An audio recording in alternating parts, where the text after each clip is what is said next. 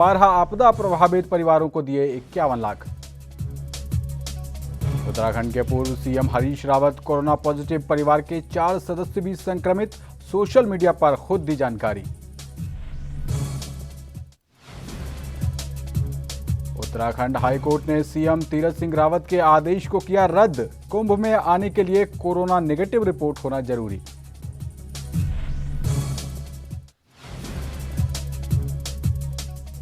और हरिद्वार के बैरागी कैंप में लगी भयंकर आग, आगजनी से कई लोग हुए बेघर, शासन प्रशासन ने मौके पर पहुंचकर आग पर पाया काबू, सभी लोग सुरक्षित।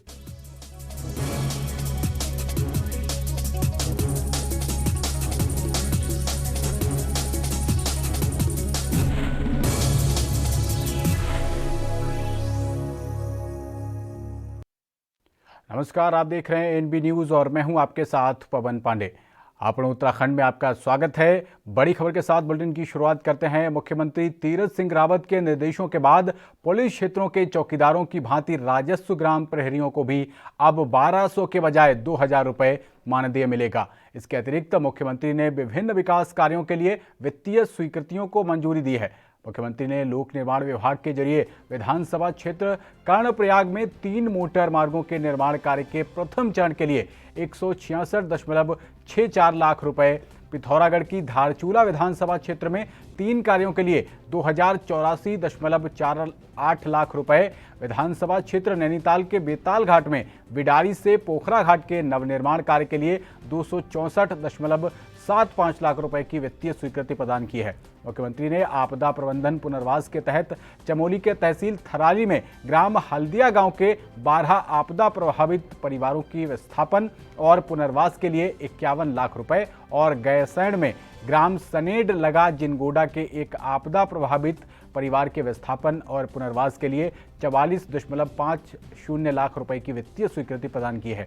इसके अलावा मुख्यमंत्री ने सूचना एवं प्रौद्योगिकी विभाग के जरिए क्षेत्र विस्तार नेटवर्क योजना के लिए 381.14 लाख रुपए, नेशनल ई गवर्नेंस योजना मद में स्टेट डेटा सेंटर का RAM उच्चीकरण के लिए 186 लाख रुपए, विधानसभा भवन तक फाइबर बिछाकर कनेक्टिविटी देने के लिए 70 लाख रुपए को स्वीकृति प्रदान की।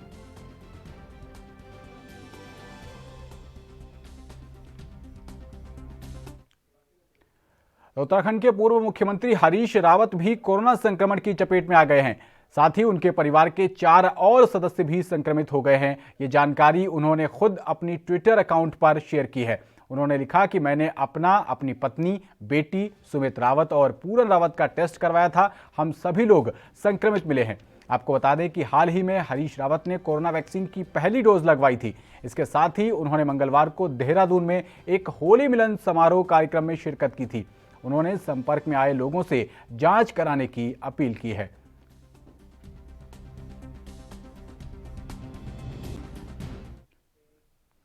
तो उत्तराखंड के सीएम तीरथ सिंह रावत के होम आइसोलेशन में जाने के बाद से अधिकारी सुस्त नजर आ रहे हैं। अयोध्या से आए साधु संतों के अभी तक रहने की व्यवस्था नहीं की गई है। वे सभी 10 दिन से परेशान हो रहे हैं। महंत मयंक का कहना है कि एसडीएम ने वादा किया था कि काम जल्दी होगा, लेकिन 10 दिन बीतने के बाद भी अभी तक कार्य नहीं हुआ। मंदिर की जगह बाथरूम बना दिया गया है, पंडाल की जगह अभी मलबा पड़ा है, कुंभ की रूपरेखा अभी तक शून्य है।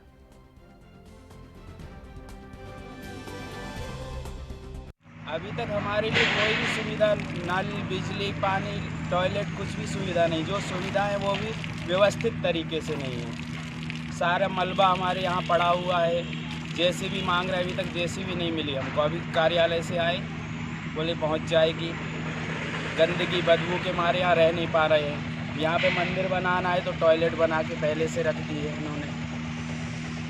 और भी कोई भी सुविधा, कोई सुनवाई नहीं हो रही है।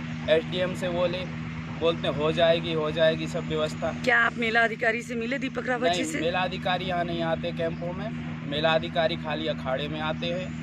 अखाड़े में जो अखाड़े वाले बोलते हैं उनकी सुनते हैं। हम लोगों की कोई सुनवाई नहीं है यहाँ पर। आप कितने दिन से यहाँ पे आए हुए हैं हरिद्वार? करीब 10-12 दिन से आए हैं। तो जहां एक तरफ कुंभ मेले को लेकर शासन प्रशासन चिंतित है, तो वहीं दूसरी तरफ बुधवार को बैरागी कैंप में भीषण आग लग गई। आग लगने की शासन प्रशासन को जैसे ही सूचना मिली तो वो मौके पर पहुंच गए और लोगों को सुरक्षित स्थानों पर भेजा गया। इस आगजनी से कई लोग बेघर हो गए।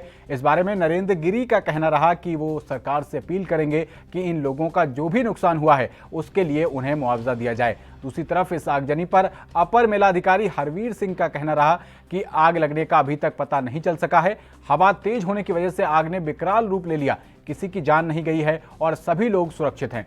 उधर एसपी सिटी कमलेश उपाध्याय ने बताया कि सिलेंडर तो फटे हैं, लेकिन कितने फटे हैं इसकी पुष्टि नहीं हुई है। आग सिलेंडर से लगी या शॉर्ट सर्किट से अभी तक इसकी पुष्टि नहीं हुई है। देखिए, इस बात को हम दो रूप में देख सकते हैं। एक तो ये कि घटना कब हुई, कैसे हुई, और एक दूसरा उसमें नियंत्रण कैसे है। तो मैं ये समझ सकता हूँ कि जिस प्रकार से घटना ये घटी और जैसा प्रथम दृष्टया जानकारी आ रही है कि 2 सिलेंडर फटे और उसकी आग पूरी फैली और हवा भी चल रही है उससे एक दूसरे पे, और यहाँ जो झोपड़ियाँ हैं उसमें एक पे दूसरी पे, और जो बिल्कुल नज़दीक थी वो लगभग 30-40 झोपड़ी में आग लगी है। और सबसे बड़ी बात इसमें मैं कह सकता हूँ किसी प्रकार का बहुत बड़ा नुकसान जैसे जनहानि या इस प्रकार का नहीं है।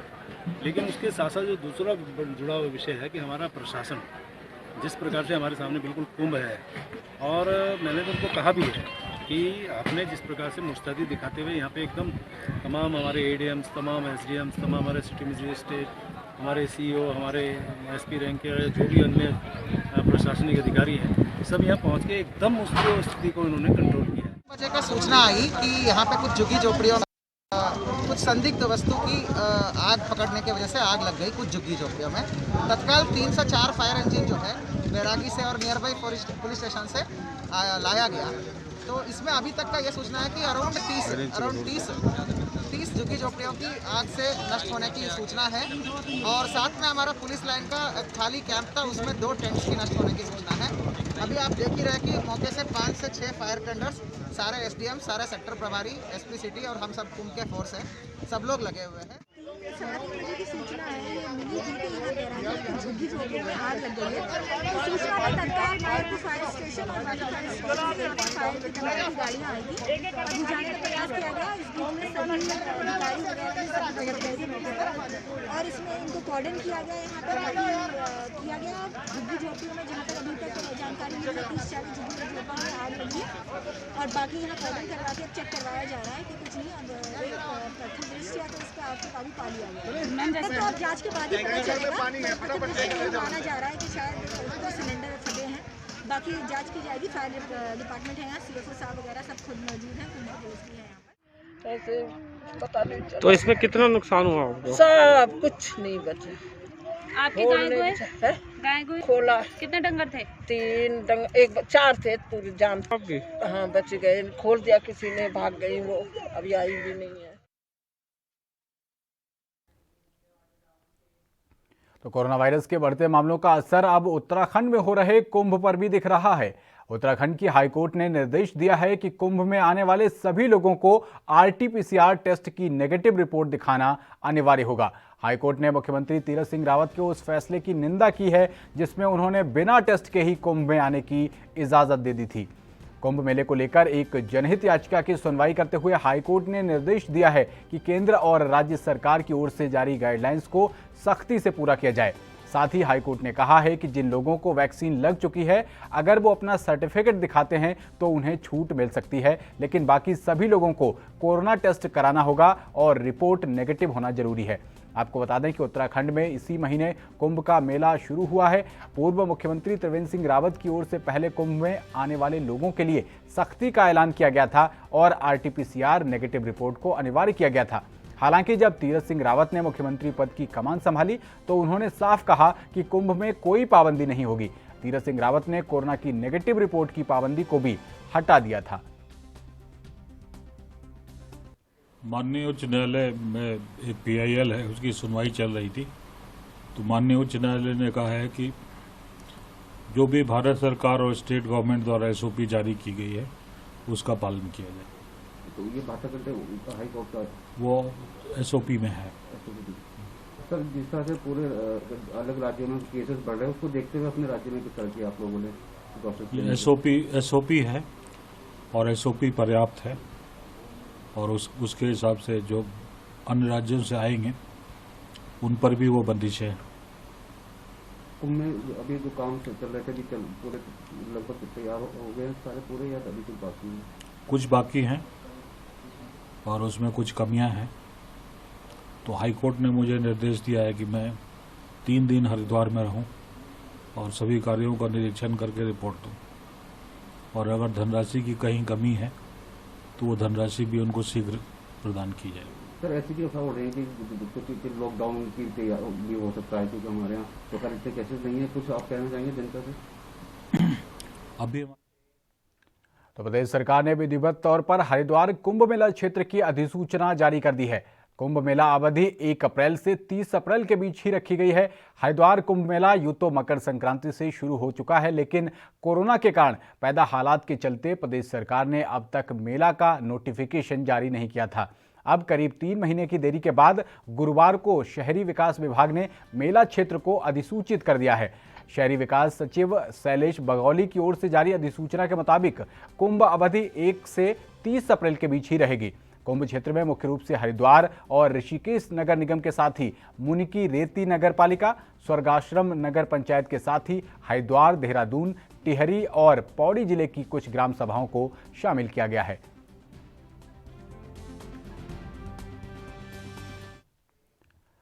तो केंद्र सरकार की ओर से चिंता जताने के बाद अब प्रदेश सरकार हरिद्वार कुंभ के दौरान कोविड-19 जांच का दायरा बढ़ाने की तैयारी कर रही है। मुख्य सचिव ओम प्रकाश का कहना है कि भारतीय चिकित्सा अनुसंधान परिषद की गाइडलाइन के हिसाब से कोविड परीक्षण किया जा रहा है और प्रदेश अपनी क्षमता के हिसाब से परीक्षण की संख्या बढ़ाएगा। हरिद्वार में इस समय कुंभ के तहत तीर्थयात्रियों का आने का सिलसिला जारी है। भले ही अभी तक प्रदेश सरकार की ओर से कुंभ की अधिसूचना जारी नहीं की गई हो, कुछ दिन पहले ही national centre for disease control की टीम ने हरिद्वार का दौरा किया था। इस टीम की रिपोर्ट के आधार पर केंद्रीय स्वास्थ्य सचिव राजेश भूषण ने कुंभ के दौरान संक्रमण बढ़ने की आशंका जताते हुए चिंता जताई थी। रिपोर्ट में कहा गया था कि हरिद्वार में रोजाना 10 से 20 तीर्थयात्री और 10 से 20 स्थानीय लोग कोविड से संक्रमित पाए जा रहे हैं। कुंभ के दौरान बड़ी संख्या में लोगों के आने पर यह संख्या बढ़ेगी। यहाँ रोजाना 50,000 रैपिड एंटीजन टेस्ट और 5,000 RT-PCR टेस्ट किए जा रहे हैं।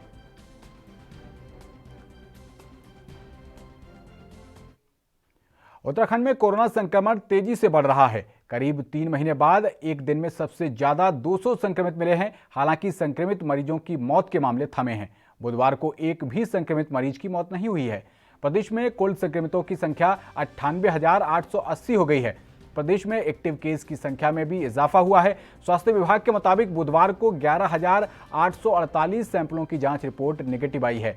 वहीं हरिद्वार में सबसे ज्यादा 71, देहरादून में 63, नैनीताल में 22, ऊधम सिंह नगर में 14, अल्मोड़ा में 1, पौड़ी, रुद्रप्रयाग और टिहरी में 8-8 और पिथौरागढ़ में 5 संक्रमित मिले हैं। बागेश्वर, चमोली, चंपावत और उत्तरकाशी में एक भी संक्रमित नहीं मिला है। इसके अलावा बुधवार को 49 मरीजों को ठीक होने के बाद डिस्चार्ज किया गया है। इन्हें मिलाकर 94,634 मरीज ठीक हो चुके हैं। संक्रमितों की तुलना में ठीक होने वाले मरीजों की संख्या कम होने से सक्रिय मरीज बढ़ रहे हैं। वर्तमान में 1,115 सक्रिय मरीजों का इलाज जारी है।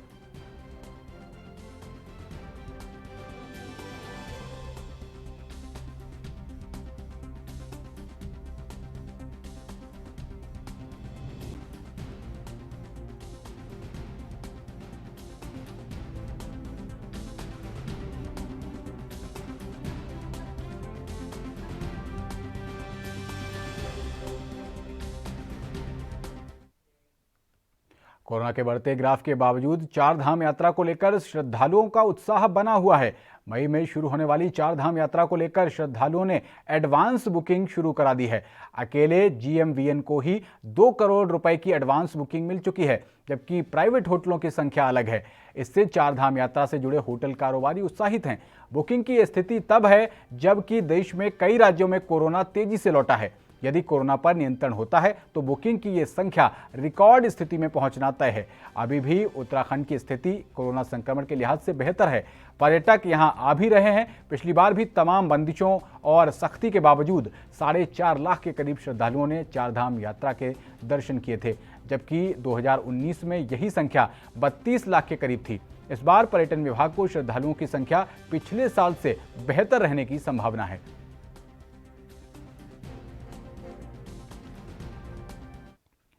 नागा साधु का नाम सुनते ही मन में उनकी एक तस्वीर सामने आती है, जिसमें तन पर भस्म लगाए मस्त मलंग हर समय जप तप में लीन रहने वाले साधुओं का ही ध्यान आता है।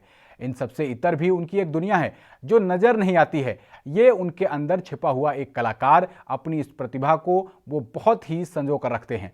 श्री निरंजनी अखाड़े की छावनी में गुजरात से आए नागा साधु लक्ष्मण गिरी भगवान की भक्ति में लीन होने के साथ ही अपनी कलाकारी भी दिखाते हैं। इनका शिविर अखाड़े की छावनी में लगा हुआ है।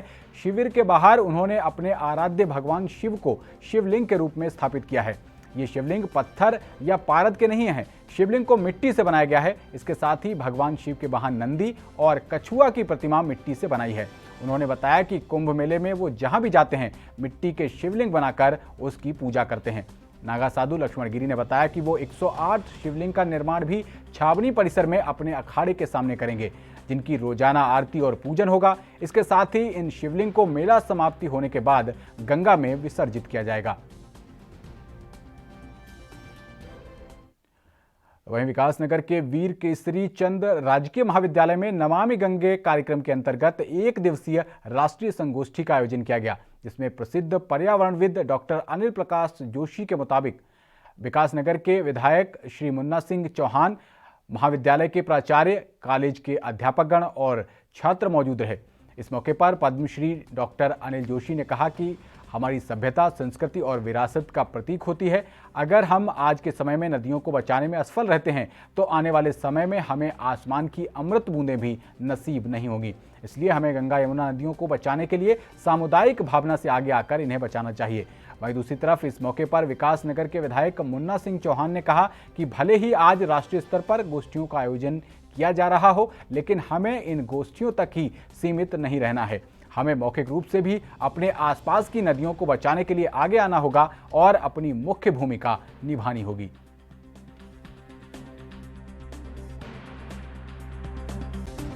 एक सामुदायिक भावना का जो अभाव है, मैं बार बार नमामि गंगे में भी कहता हूं और सब जगह इस बात को कहता हूं कि 2020 की नई शुरुआत जो गंगा की है, उसके बाद फिर क्या होगा, ये सवाल बड़ा है। तो इसलिए जब तक जन जागरूकता नहीं होगी, चेतनाएं नहीं होंगी गंगा के प्रति और क्या अन्य नदियों के प्रति, हम नदियों को बचा नहीं पाएंगे। और अंततः मैंने चाणक्य की बात तो आपसे कही है, चाणक्य ने कह दिया था 5000 साल के बाद गंगा विलुप्त होगी, और इसलिए विलुप्त होगी क्योंकि वो उस तरह समय आज के समाज की प्रवृत्ति को जानता था, इसलिए चाणक्य ने ये बात कही।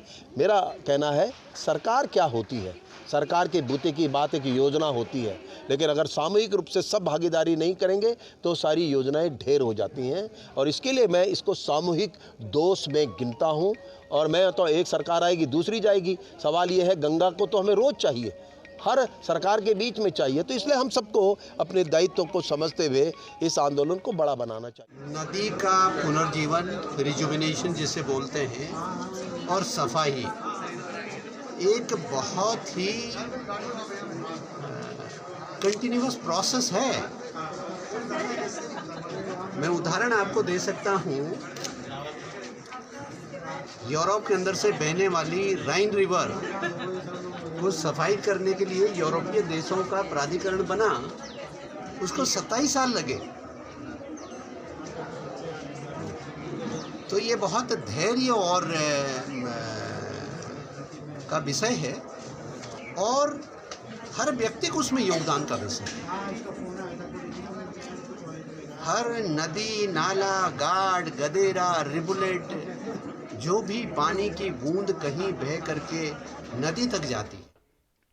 तो उत्तराखंड हाई कोर्ट ने हल्द्वानी में रेलवे की जमीन पर अवैध तरीके से काबिज लोगों पर पीपी एक्ट के तहत कार्रवाई करने के निर्देश दिए हैं। हाईकोर्ट ने मामले की सुनवाई करते हुए बुधवार को रेलवे को आदेश दिया कि वो अतिक्रमणकारियों पर 3 महीने के भीतर पीपी एक्ट के तहत कार्रवाई करे। कोर्ट ने डीएम को भी आदेश दिया है कि जमीन पर हुए कब्जे को लेकर सर्वे कराया जाए और उसकी रिपोर्ट 7 अप्रैल तक कोर्ट में पेश की जाए। दरअसल कोर्ट ने हल्द्वानी के निवासी रविशंकर जोशी की जनहित याचिका पर सुनवाई करते हुए ये निर्देश दिए हैं।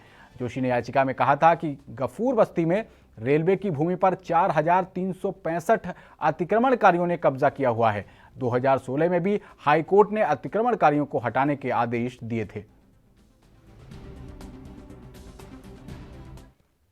विकासनगर कोतवाली क्षेत्र के डाक पत्थर पुलिस चौकी के प्रभारी कुंदन राम ने मुखबिर की सूचना पर कार्रवाई करते हुए कुरैशी मोहल्ला जीवनगढ़ से एक मकान में 5 जुआरियों को जुआ खेलते हुए 8400 रुपए की नकदी और ताश के पत्तों के साथ गिरफ्तार किया है। पकड़े गए आरोपियों को पुलिस ने कोर्ट में पेश किया है। आरोपियों पर जुआ अधिनियम के तहत मुकदमा दर्ज किया गया है। 3/2021 को हमें मुखबिर से सूचना मिली थी कि कुछ लोग जो है कुरैशी मोहल्ले में एक मकान की आड़ में जुआ खेल रहे हैं। सूचना पे हम मौके पे पहुंचे तो हमारे द्वारा 5 व्यक्ति जिनके नाम अकरम, मुकर्रम, निसार, नफीस और बबलू हैं को वहां पे जुआ खेलते हुए पकड़ा गया, जिनके कब्जे से जो उनकी धनराशि 8400 रुपये और 52 ताश के पत्ते ये हमने बरामद किए गए।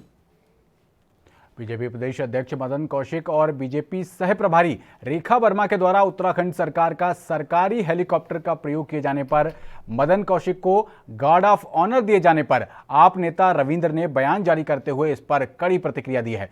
आप नेता ने इसे सरकारी धन की बर्बादी का मामला बताया है।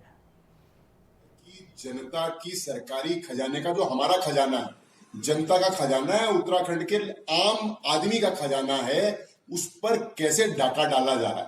भारतीय जनता पार्टी के प्रदेश अध्यक्ष जी सरकारी हेलीकॉप्टर का प्रयोग कर रहे हैं। कौन से अधिकार से, कौन से नियम से ये डाका ही तो डाल रहे हैं जनता की कमाई पर, सरकारी खजाने पर। दूसरा, फिर गार्ड ऑफ ऑनर दिया जा रहा है। लगता है उस जिले के जो कप्तान हैं या जो पुलिस के अधिकारी हैं या जो वहां पर मौजूद थे, उनके विरुद्ध कठोर कार्रवाई होनी चाहिए, जिन आला अधिकारियों को ये नहीं मालूम है कि तो उत्तराखंड में होने वाले 2022 के विधानसभा चुनाव के लिए आम आदमी पार्टी की ओर से तैयारियां तेज कर दी गई हैं। इसी के तहत उत्तराखंड में भी केजरीवाल सदस्य अभियान पार्टी की ओर से चलाया गया। करीब 45 दिन तक चले इस अभियान के तहत आम आदमी पार्टी ने लाखों सदस्य पार्टी से जुड़े होने का दावा किया है। आम आदमी पार्टी के प्रदेश अध्यक्ष SS कलेर ने आज प्रेस वार्ता में बताया कि इस अभियान के तहत कुल 3,06,882 सदस्य बनाए गए हैं। पार्टी ने 1 लाख सदस्य जोड़ने का लक्ष्य रखा था। 1 फरवरी को दिल्ली के उप मुख्यमंत्री मनीष सिसोदिया ने अभियान की शुरुआत की थी।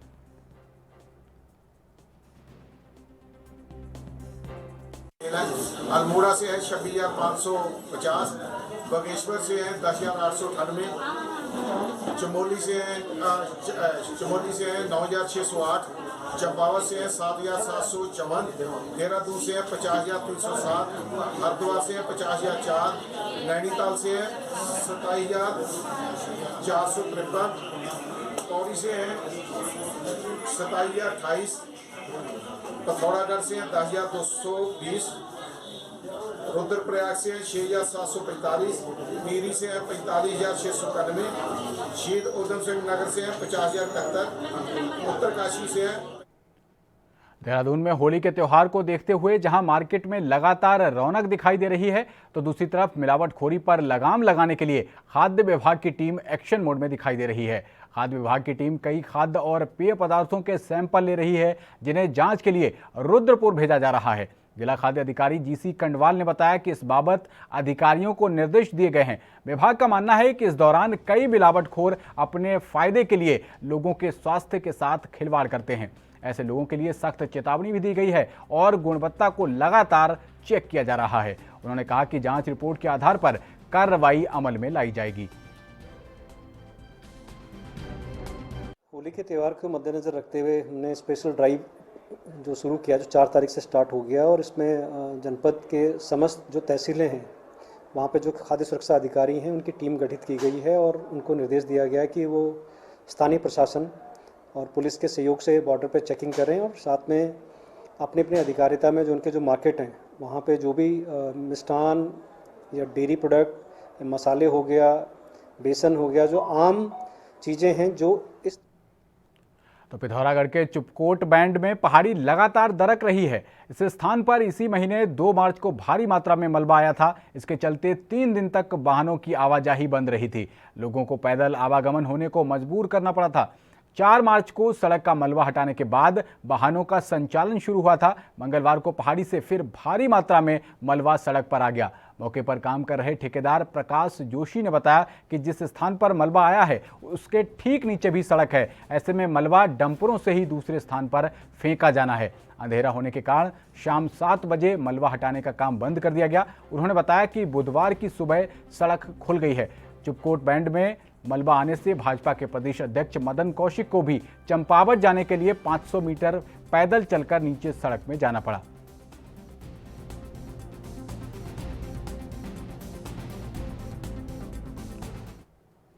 तो रुड़की में ग्राम समाज की भूमि पर अवैध कब्जे को लेकर गोविंदपुर माजिदपुर की महिलाओं ने मंगलवार को ज्वाइंट मजिस्ट्रेट कार्यालय के बाहर धरना प्रदर्शन किया। साथ ही एएसडीएम को ज्ञापन सौंपकर मामले में कार्रवाई की मांग की। धरने पर बैठी महिलाओं ने बताया कि ग्राम समाज की भूमि पर गांव के ही कुछ लोगों ने अवैध कब्जा कर रखा है। इसकी शिकायत पहले भी की गई थी, लेकिन कोई कार्रवाई नहीं हुई। उन्होंने आरोप लगाया कि तहसीलदार और प्रशासन की टीम गांव पहुंची थी, लेकिन बिना कब्जा हटाए वापस आ गईं और अधिकारियों को कब्जा हटाने की रिपोर्ट दे दी। महिलाओं ने कहा कि गांव में झगड़े का माहौल बना हुआ है। वहीं इस मामले पर एएसडीएम पूरण सिंह राणा का कहना है कि मामले के लिए टीम का गठन कर जांच करवाई जाएगी और अगर शिकायत सही मिलती है तो कार्रवाई की जाएगी।